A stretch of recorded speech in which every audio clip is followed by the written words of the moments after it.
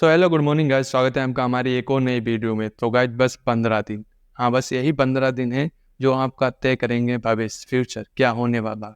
जो यूपी के बच्चे हैं, देखो ये एग्ज़ाम 23 तारीख से स्टार्ट है। आज लगभग 8 तारीख हो चुकी है, 15 ही दिन बचे हैं जिनका 23 तारीख को एग्ज़ाम होगा। मतलब अभी तो पता नहीं लगा, बट 1-2 दिन में आपको ये पता लग जाएगा आपका किस डेट को एग्ज़ाम है और कौन सी सिटी में है। बट सेंटर नहीं पता लगेगा कौन से कॉलेज में है, ठीक है, वो बाद में ही पता लगेगा 2-4 दिन पहले एग्ज़ाम से।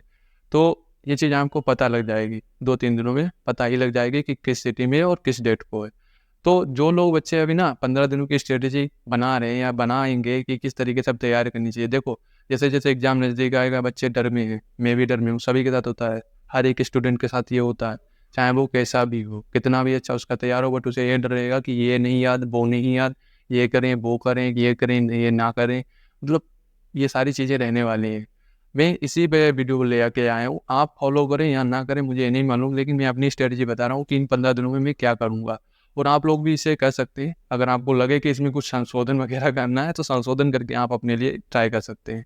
तो आज की वीडियो में मैं बात करूँगा, देखो टॉपिक तो वह है कि मॉक कितने देने चाहिए, कितने नहीं देने चाहिए, कैसे देने चाहिए, ऑनलाइन या ऑफलाइन, किस तरीके से। दूसरी, सिली मिस्टेक से कैसे बचें। तीसरी चीज़ है जो वो है कि जीएस में क्या पढ़ें, क्या ना पढ़ें। देखो वैसे जीएस तो मेरी भी कुछ ख़ास अच्छी नहीं है, बट मैं उन्हीं के लिए बना रहा हूँ जिनकी अच्छी नहीं है और वो टेंशन में है कि जीएस में क्या होगा। और चौथी चीज़ मैथ, फिर रीजनिंग और फिर हिंदी। इन सारे टॉपिक्स में मैं बात करने वाला हूँ कि क्या होने वाला है इनका, मतलब प्लान अगले 15 दिनों के लिए। तो वीडियो को अंत तक जरूर देखना। चैनल पे पहली बार आया तो चैनल को सब्सक्राइब करके बेल आइकन को प्रेस कर देना। तो चलिए शुरू करते हैं। अब देखो भाई, वीडियो थोड़ी बड़ी हो सकती है, बट मैं आपको बताता हूँ बहुत ज़्यादा इंपॉर्टेंट वीडियो है, तो वीडियो को ईजिली आराम से बिल्कुल बिना काटे एक एक पॉइंट सुनना। मैं सबसे पहले बात करूँगा मॉक पे। देखो अभी मिनी मॉक आपको डेली मिल रहे हैं, संडे वाले RWA पे, और भी लोग डाल रहे हैं TWA, और जो है काफ़ी लोग डाल रहे हैं। मतलब 4-5 ऐसे प्लेटफॉर्म हैं जो आपको फ्री मॉक प्रोवाइड करा रहे हैं और अच्छे लेवल के मॉक प्रोवाइड करा रहे हैं। संडे टू संडे आपको फुल मॉक मिलता है, उसे भी आप लगाते हैं। लेकिन मॉक में जो है स्कोर आपका फ्लक्चुएट हो रहा है, मतलब आप स्थिर नहीं है, स्टेबल नहीं है मॉक में। कभी आपके 190 नंबर तो कभी 210, कभी 200, कभी 190, कभी 185, कभी 210, कभी 220, ऐसे नंबर हो रहे हैं। तो इन चीज़ों से कैसे बचा जाएगा, मतलब सबसे बड़ी टेंशन तो यहाँ पे है। और सिली मिस्टेक से कैसे बचे मॉक वगैरह में। देखो सिली मिस्टेक लगभग हर एक बच्चे से हो रही है, जो ज़्यादा होशियार है उससे भी हो जा रही है। कभी कभार ऐसा क्वेश्चन गलत कर देता है कि ये कभी, मतलब वो कभी गलत कर ही नहीं सकता था। मेरे से भी सिली मिस्टेक्स वगैरह हो रही हैं। मैं क्या कर रहा हूँ, सिंपल सी चीज़, देखो मेरा तो एक काम है, मैं डेली मूक लगा रहा हूँ। आप चाहें तो आप डेली लगा सकते हैं। जो भी प्लेटफॉर्म फ्री मूक दे रहे हैं उनके फ्री मूक पहले के पड़े हुए थे, क्योंकि पहले आप नहीं लगाते होंगे। अगर लगाते होंगे तो आप किसी और का पेड सब्सक्रिप्शन वगैरह खरीद सकते हैं। मैं किसी का प्रमोशन नहीं कर रहा हूँ, बट मैं जो दे रहा हूँ टेक्स्ट बुक पे लगा रहा हूँ, और इधर अंकित वाटी सर का जो भी आता है मिनी मूक और फुल मूक संडे का, वो सब लगाता हूँ। मतलब टोटल डेली बाय डेली लगाता हूँ। और उसका मतलब मूक लगाना जितना इंपॉर्टेंट है, अगर आपको गलतियों पर पकड़ बनानी है, सिली मिस्टेक से बचना है, तो एनालिसिस भी करना उतना ही इम्पोर्टेंट है। मैं किस तरीके से एनालिसिस करता हूँ, एक मैंने कॉपी बना रखी है, ठीक है। इसमें मैं बिल्कुल जो भी मॉक ले देता हूँ, पहले क्या करता हूँ, ऊपर लिख लेता हूँ टेक्स्ट बुक का मॉक है, ठीक है, कितने नंबर आए, कितने गलत हुए, कितने सही हुए, और कितने अटेम्प्ट किए थे मैंने। फिर मैं देखता हूँ कि मतलब जब मैं एनालिसिस कर रहा होता हूँ तो मैं देखता हूँ कि कौन सा लेवल, मतलब क्या लेवल है क्वेश्चन का, कितना तगड़ा है और कितने चांस है बनने के। तो ये अपने आप से सुनिश्चित करता हूँ।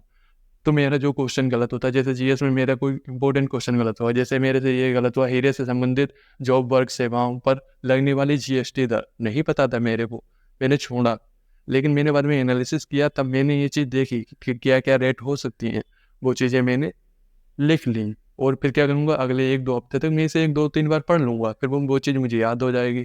इससे ही स्कोर बढ़ता है और इससे ही आप एग्जाम में बेहतर कर सकते हैं, और इससे ही सिली मिस्टेक्स दूर होंगी। सिली मिस्टेक्स क्या होता है, जैसे सिली मिस्टेक मोस्टली होंगी वो रीजनिंग में, हिंदी में और मैथ में।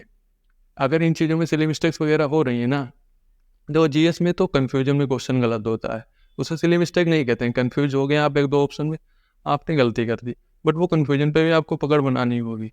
देखो इसी तरीके से आपको मॉक में स्कोर बढ़ाना है कि एनालिसिस करो, एनालिसिस अच्छे से करो। काफ़ी लोग एनालिसिस नहीं प्रोवाइड करा रहे हैं, जो कि गलत है। मेरे हिसाब से प्रोवाइड कराना चाहिए, थोड़ा डिटेल में एनालिसिस कराना चाहिए। टेक्स्ट बुक क्या है पता है, वो पूरा एक क्वेश्चन जैसे उन्होंने दे रखा, तो उससे रिलेटेड जो भी क्वेश्चन बन रहे हैं वो लिख देंगे। नीचे लिखे, आप आराम से पढ़ लो। आप चाहे तो उसे अपनी कॉपी में नोट कर लो और इससे ही तैयार हो जाती है। अगर आप करंट वगैरह देखो जीएस में आते हैं, मतलब मेन पॉइंट इसी के साथ जीएस भी कवर हो रही है। देखो जीएस का ऐसा है कि आने वाले समय में आप किस तरीके से पढ़ेंगे 15 दिनों में। अगर आपका बिल्कुल नहीं तैयार है, आपको लग रहा है कि जीएस आपकी वीक है, जैसे मेरी वीक है, मतलब कोई मैं वो नहीं हूँ, लेकिन मेरी कुछ इतनी खास नहीं है। लेकिन हाँ, इतना मुझे भरोसा है, अगर पहले जैसे पेपर की जैसे आई थी जीएस वैसे ही आई तो 20 प्लस लगभग हर एक बच्चा मार देगा जो लगभग 1 महीने से पढ़ रहा है। लेकिन उसके लिए कंडीशन ये है कि आपको यूपीजी के करंट अफेयर लास्ट 6 महीने की इस पर पकड़ होनी चाहिए। अगर आपके यूपीजी के कवर है, लास्ट 6 महीने की करंट अफेयर कवर है, तो 2-3 क्वेश्चन साइंस वगैरह के ऐसे आ जाते हैं जो आपको ईजिली बन सकते हैं अगर आपने पढ़ी है। करंट के अगर क्वेश्चन आपको पूरे में से पूरे 4-5 क्वेश्चन जो भी बनेंगे, वो अगर आप सही कर देते हो तो आपके लगभग 15 से 20 क्वेश्चन ईजिली बन जाएंगे। तो मेरा कहने का मतलब ये है कि अगर आपको टाइम देना है तो जीके के अलावा और किसी को सब्जेक्ट को दे सकते हैं। अगर आपने अभी तक यूपी जीके वगैरह नहीं तैयार की है तो आप पहले वो तैयार कर लो। 1 से 1.5 घंटे दे सकते हो जी इसको आराम से। बट 1 से 1.5 घंटे आप सोचो, जो चीज़ आपने नहीं तैयार की हो जो बहुत ज़्यादा इंपॉर्टेंट है उसे आप कवर करो पहले, ठीक है। तो जीएस का ये सब रहने वाला है आने वाले दिनों में। अब देखो मॉक का और जीएस का, और जीएस और मॉक में सीरियसली मिस्टेक इनका मैंने कवर कर लिया। अब हम आते हैं अपने तीसरे पॉइंट पे कि रीजनिंग में। देखो रीजनिंग में मेनली मेरे से गलती जो हो रही है वो काफ़ी बच्चों से हो रही होंगी, बट क्या करें, वो कैसे बताएं। तो मैं बता रहा हूँ मेरे से गलती हो रही है वो मानसिक अभिरुचि, तर्क अवधारणा, कथन निष्कर्ष से हो रही है। बाकी कोई टॉपिक मेरे से सिली मिस्टेक वगैरह में चला जाता है, बट मैं उसका एनालिसिस करके नेक्स्ट टाइम उसे गलत नहीं करता हूँ और उसे देखता हूँ कि क्या मैंने गलती की थी। नेक्स्ट टाइम याद रखता हूँ कि ये क्वेश्चन मैं गलत कर चुका हूँ या इस तरीके का क्वेश्चन मैंने एक गलत किया है, उसके बाद में नहीं करता हूँ।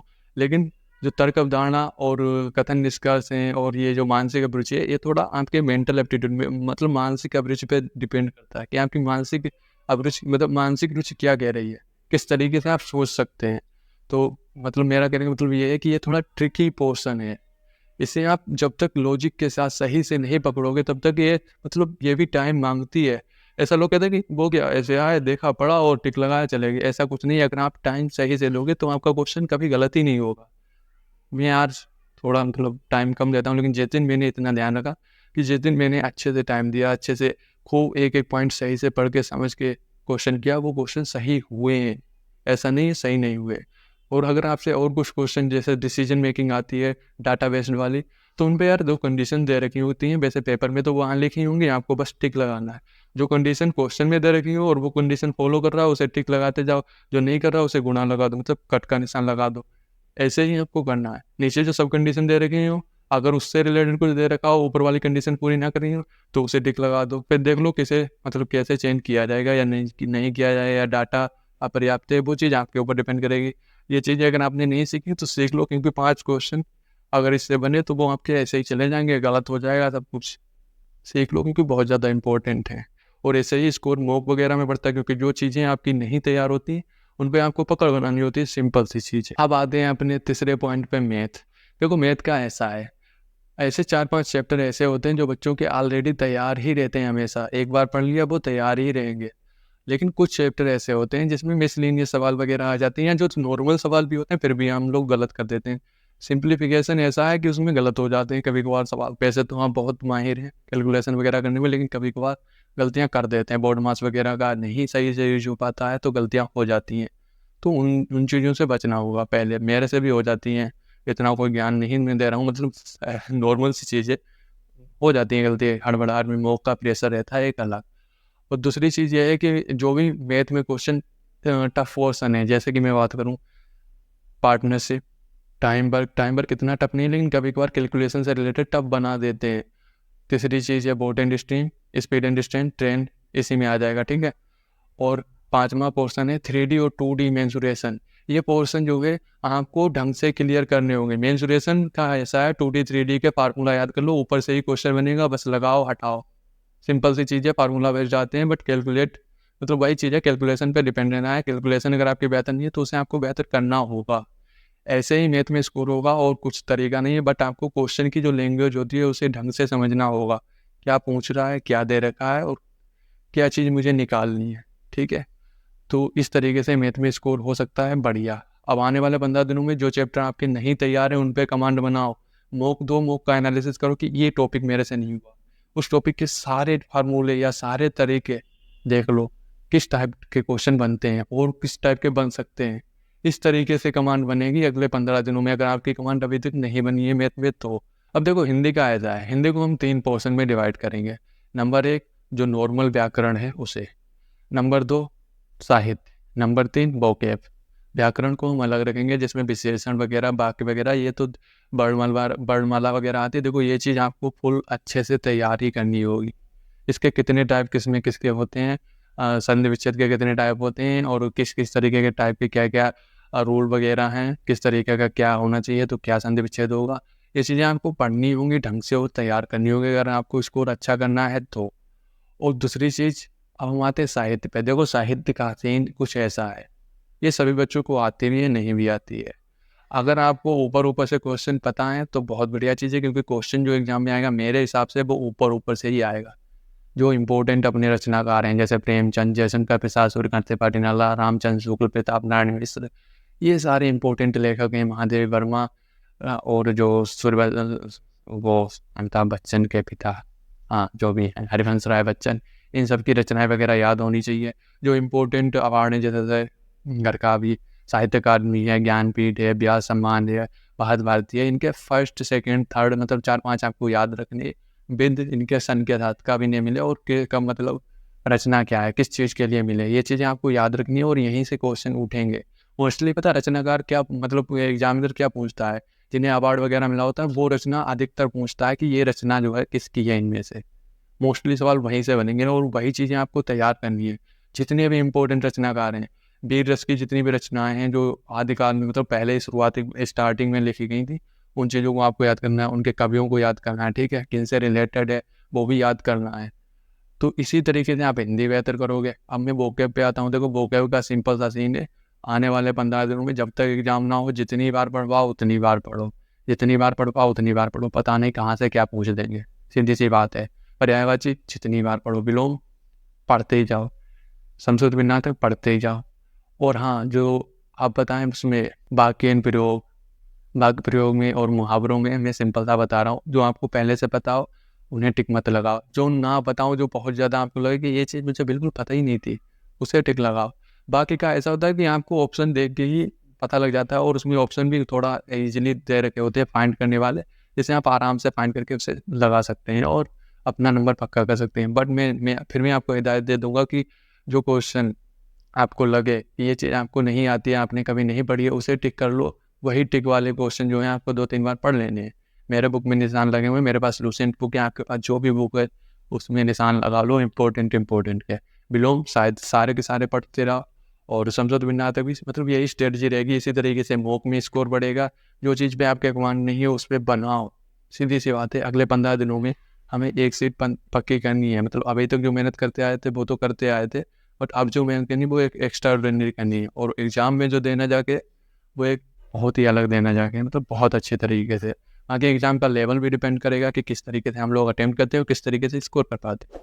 तो बस आज की वीडियो में इतना ही था। यहाँ तक वीडियो देखिए तो वीडियो को लाइक भी कर देना, चैनल को सब्सक्राइब कर देना। मिलते हैं किसी और दिन नेक्स्ट वीडियो में। बाय बाय, जय हिंद।